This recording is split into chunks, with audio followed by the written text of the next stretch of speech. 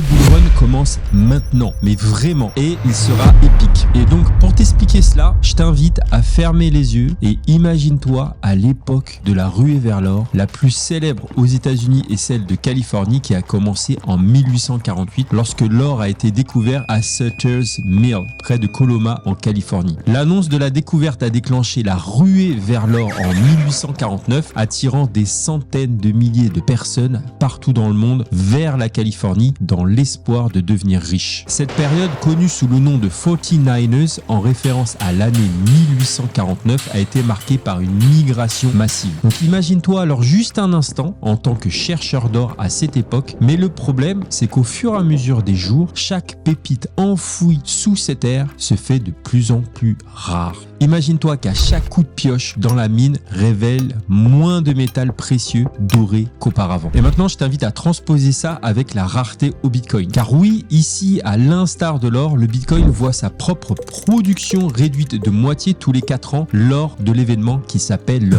halving. Ou autrement, un mécanisme qu'on peut appeler anti-inflationniste codé dans son propre ADN numérique. Et ce phénomène, ce halving, fait tout simplement grimper la rareté et potentiellement même la valeur de chaque Bitcoin, rendant chaque nouveau bloc miné un trésor de plus convoité dans l'économie numérique mondiale.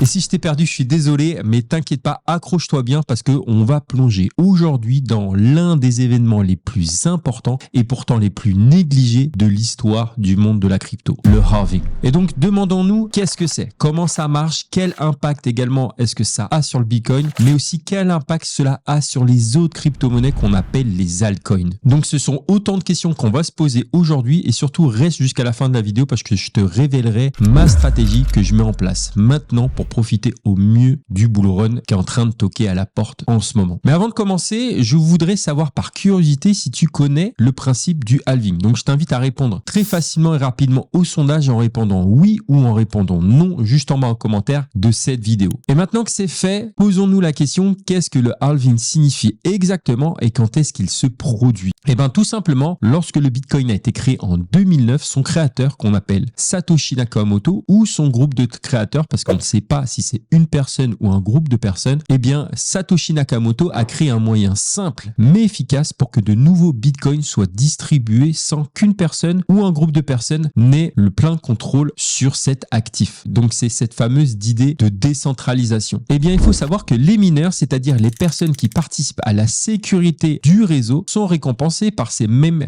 bitcoins. Et oui, c'est comme cela que de nouveaux bitcoins sont créés chaque jour. Et combien de bitcoins existent-ils exactement aujourd'hui? On en compte 19 674 268, soit près de 93,69% des bitcoins qui sont déjà disponibles et qui ont été émis. Et à la fin, c'est-à-dire on estime à 2140, il y aura 21 millions de bitcoins qui seront émis et qui seront disponibles. Et donc ce principe de halving a été inscrit par Satoshi Nakamoto dans le protocole Bitcoin. Ici, halving vient du mot anglais half qui veut dire la moitié. C'est l'événement à mon avis le plus important de l'écosystème et pourtant le plus négligé ou le plus méconnu. Et cet événement a lieu tous les 210 000 blocs. Et à raison de 10 blocs toutes les 10 minutes, il faut compter environ 4 ans entre chaque halving. Mais on peut se poser la question, quel impact véritable cela a-t-il sur le prix? Eh bien, afin de t'imager son impact sur sa future valorisation, laisse-moi te raconter une histoire. Donc imagine que le Bitcoin est comme une grande fête où tout le monde veut sa part du gâteau. Au début, la fête est petite et le gâteau, ici en l'occurrence les bitcoins, est facile à partager. Donc les premiers invités, appelons-les les mineurs, reçoivent 50 parts de gâteau toutes les 10 minutes simplement en participant à la fête. Mais cette fête a une règle très spéciale, c'est-à-dire que tous les 4 ans, le nombre de parts de gâteau que tu peux prendre est réduit de moitié. C'est ce qu'on appelle ici le halving. Et au fil du temps, alors que de plus en plus de personnes rejoignent la fête, eh ben la compétition pour ces parts devient plus féroce parce qu'il y en a moins à prendre. Donc le premier halving, c'est comme si l'hôte de la fête décidait à un moment et annonçait attention, maintenant il n'y a plus que 25 parts de gâteau toutes les 10 minutes et non 50 comme auparavant. Et même si cela semble dommage, quelque chose d'étrange finalement se produit. Tout le monde commence à voir le gâteau comme quelque chose de plus précieux parce qu'il est plus rare. À la troisième réduction, seulement 12,5 parts sont distribuées et la quatrième environ 6,25. Donc chaque fois tout le monde s'agite, se demande si la fête va continuer d'être aussi géniale, mais jusqu'à présent la rareté du gâteau semble tout simplement juste rendre tout le monde beaucoup plus excité. Et alors que la fête continue, les gens commencent à se rendre compte que le gâteau ne durera pas éternellement et il y a une quantité limitée de gâteaux prévue dès le début. En l'occurrence, 21 millions de parts pour être tout à fait exact. Et donc ce principe de halving est le moyen astucieux qui a été mis en place par l'autre pour s'assurer que la fête reste dynamique et intéressante et que le gâteau ne s'épuise pas trop vite. Et donc c'est comme ça que cette fête autour du Bitcoin est devenue l'une des fêtes les plus intrigantes et les plus suivies dans le monde de la finance, puisque chaque halving est un événement, un rappel que la fête ne fait que devenir plus grande et que le gâteau, lui, bien que distribué plus lentement, est maintenant vu par beaucoup comme beaucoup plus rare. Et maintenant que tu as compris ce principe de façon imagée, je me disais pourquoi pas organiser un live sur ma chaîne à l'occasion de cet événement, puisque c'est une date précise, c'est prévu pour fin avril, pourquoi pas avec d'autres créateurs de contenu. Donc ça peut être sympa, lâche le nom de ton créateur de contenu préféré et je vais essayer d'organiser cela. Et maintenant que je t'ai expliqué comment le halving fonctionne, tu viens tout simplement de comprendre et peut-être de réaliser l'impact sur l'offre et la demande. Ce fameux choc qui a un impact sur le prix et sur la valorisation du Bitcoin. Et en disant cela, je peux pas m'empêcher surtout de faire la comparaison avec ces fameuses monnaies fiat. Tu sais, c'est ces monnaies gouvernementales qui reposent sur la confiance et simplement sur la confiance. Alors qu'avant, le dollar était baqué sur l'or, maintenant c'est plus le cas. Car oui, en effet, le dollar par exemple fonctionne complètement différemment du Bitcoin puisqu'il est géré par la Réserve fédérale des États-Unis qui peut décider d'imprimer plus d'argent, la fameuse machine à billets, selon les besoins de l'économie. Et pour comprendre cela, il faut tout simplement prendre conscience que 80% des dollars qui sont en circulation aujourd'hui ont été émis ou imprimés sur les 5 dernières années. Et donc, il faut bien comprendre que si l'économie a besoin de stimulation, ils peuvent injecter plus de dollars, ce qui devrait en théorie aider les personnes à dépenser plus. Sauf que ici, si vous avez plus de quelque chose,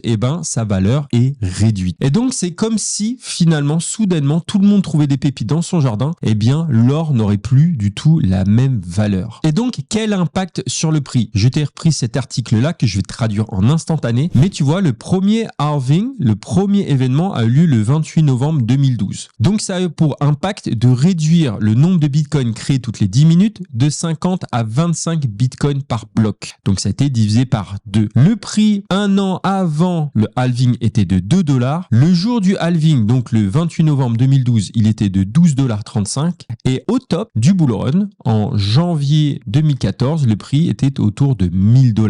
Ce qui équivaut ici à une augmentation de 8000% entre le halving et le top d'après halving ici. Le deuxième halving a eu lieu le 9 juillet 2016. On est passé de 25 bitcoins par bloc à 12,5. Et un an avant le halving, on avait un prix du bitcoin à 270 $. Le jour du halving, on était à 650. Et au top du halving, autour de décembre 2017, le prix du bitcoin était de 19 800 $. Personnellement, je suis rentré à peu près dans cette phase-là. Si c'est ton cas également, mets-le moi en commentaire. Quelle est la date à laquelle tu es rentré dans la crypto-monnaie, que ce soit Bitcoin et Altcoin? N'hésite pas à me le mettre en commentaire. C'est toujours marrant d'avoir les différentes dates d'entrée et de prix de chaque abonné. Et ici, on était à 3000% d'augmentation entre le halving et le top d'après halving. Le troisième halving a lieu le 11 mai 2020. On est passé de 12,5 à 6,25 bitcoins par bloc. Et avant le halving, on était à 8500 $. Le jour du halving, 9756 $.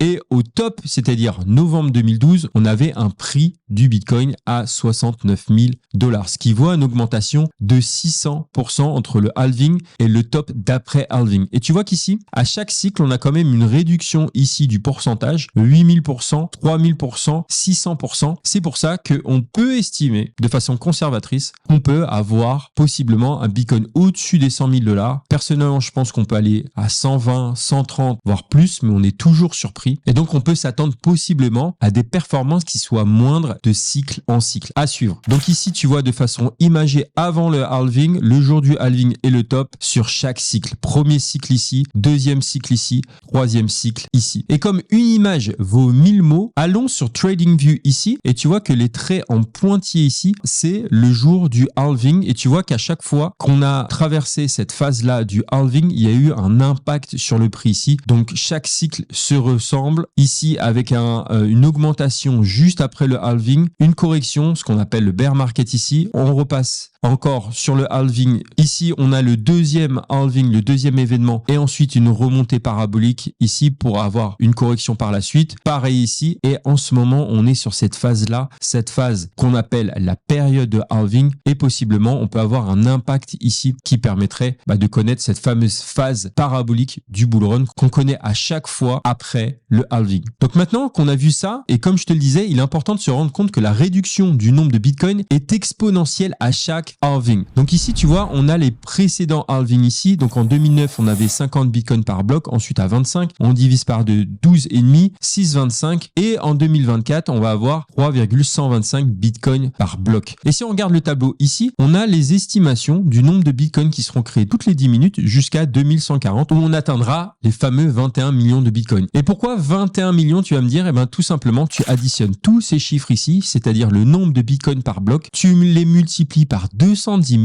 à savoir que le halving, c'est tous les 210 000 blocs, et tu arrives à ces fameux 21 millions.